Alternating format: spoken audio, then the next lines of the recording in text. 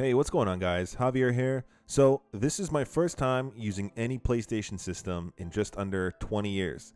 The last time I used a PlayStation was back playing Need for Speed Underground back in 2004. Crazy to think that was almost 18 years ago. I'd gone from PS2 to Xbox 360 to PC gaming, all of which have been incredible, but the Xbox Series S lured me back onto console gaming. I've realized it's all come so incredibly far.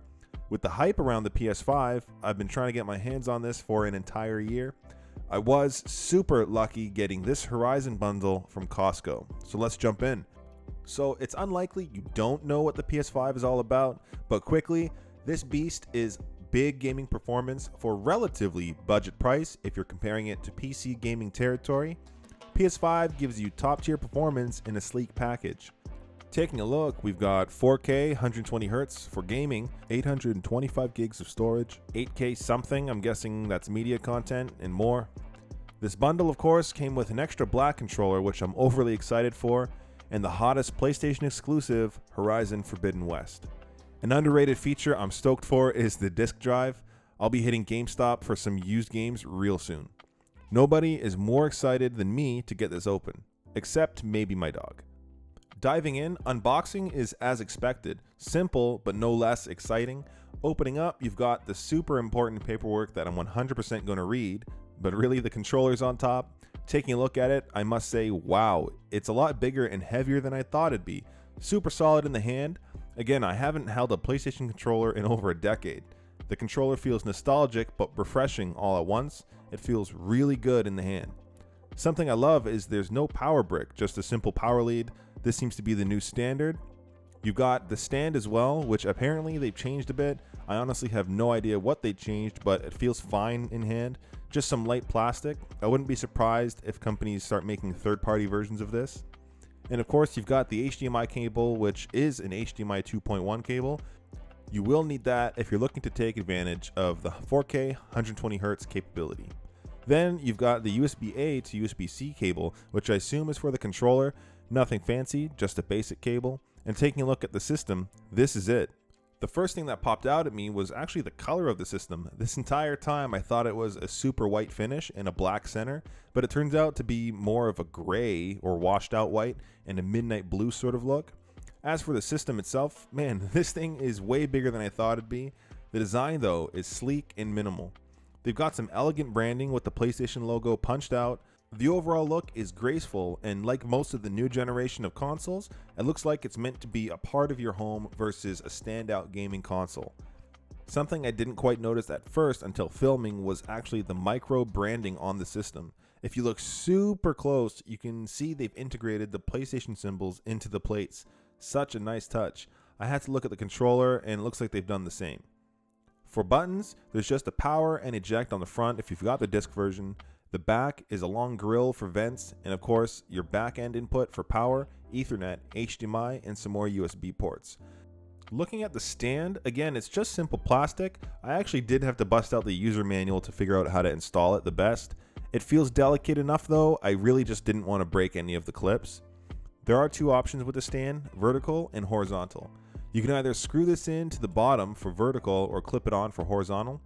Those of you in vertical gang, you're probably going to have this sitting on top of your TV stand since the system is actually pretty big. And for the horizontal mode, you just got to clip it into the PlayStation emblems and you're good to go. For some people, this might not be big at all, but I've been so used to the size of the Xbox Series S, and it's absolutely dwarfed by this system. For me, I'll be keeping it on its side unless it's in a desk setup. It just looks damn good either way. Jumping into the controller, honestly, for me this was the wow factor in terms of first impressions. Sony absolutely set a new standard for haptic vibrations in a controller. This is how all controllers need to be going forward. Playing some of Astro's Playroom is some of the coolest things I felt in my hand from a controller. It seems developers are going to be taking advantage of this.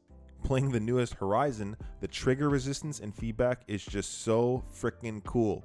Pulling back your bowstring or using the grappling hook gives you an in-hand experience to complement the visual beauty of the game itself. For the controller though, its color scheme matches the PS5 and it's equally awesome and weighty in the hand. For me, I'm probably going to go with the black controller as my main. It just looks so good. Comparing the controller to the latest Xbox, the controller itself feels equally great in hand, although I feel like the buttons are a little less tactile and mushy. The joysticks, however, I feel are better quality and have less drift. All of this comes down to personal preference. The controller charges by USB-C, which is handy. You either love it or you hate it. I get mixed comments about wanting a charger with replaceable batteries like the Xbox or rechargeable like PlayStation. The cable it came with isn't the longest, so if you're on the couch, don't forget to charge this between sessions.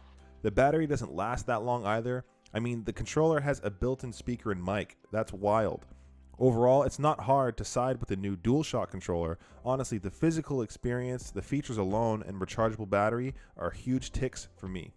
So setting up the system took only a couple minutes. You plug it in and get going. For me at least, there was no huge firmware updates for the system to get through, and I was just at the homepage within 10 minutes or so. Now, when it comes to the software and user interface, PlayStation for sure did it right. This is how a UI should be, honestly. Xbox tile scheme just feels outdated by comparison. The dashboard is actually basic, and you've got your game page and your media page, simple. Just like Quick Resume on Xbox, this is absolutely futuristic to me. I'll never get sick of it. Jumping through the rest of the system, the settings are basic enough. All the graphical stuff was accurate to start with automatic settings. Now, something I really didn't like are their 2 subscription options. PlayStation Now lets you stream and download games like Microsoft's Game Pass, and PlayStation Plus gives you access to some PS4 signature highlight games, and it lets you play online, like Microsoft's Game Pass. Either it's silly that they're separate, or I've been spoiled by Game Pass. I strongly think these should just be bundled into one sub at a competitive price. I feel like if I hadn't tried Game Pass first on Xbox, I'd have been more impressed with their catalog of games on PS Now. While there's some kick-ass titles I'm looking forward to playing, I think there's some improvement to be had here. For the main attraction, gaming, it's awesome. The image this thing puts out is absolutely incredible. My first game on here being Horizon Forbidden West, they've actually outdone themselves. It's hard to capture it all within just a first impressions video, so I'll have to save it for my actual review video coming in a couple weeks.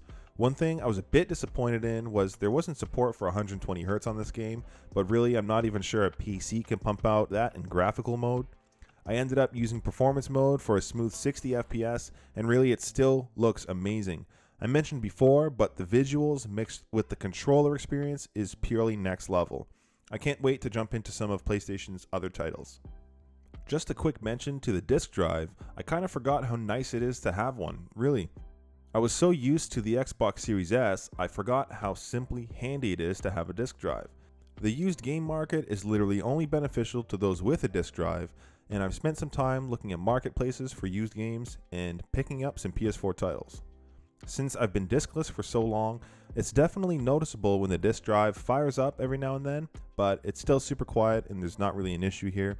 The first used game I'll be picking up is easily Red Dead Redemption 2. I'm due for another playthrough.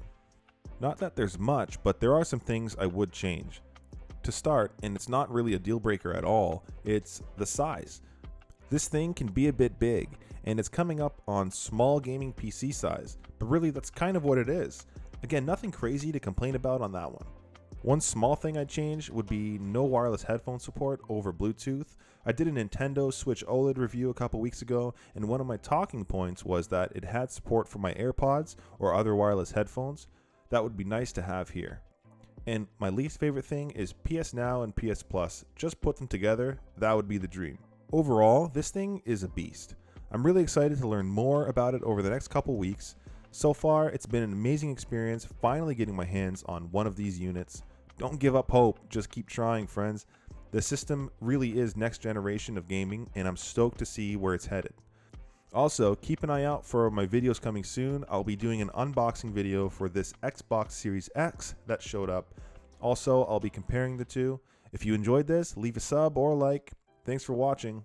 Till next time.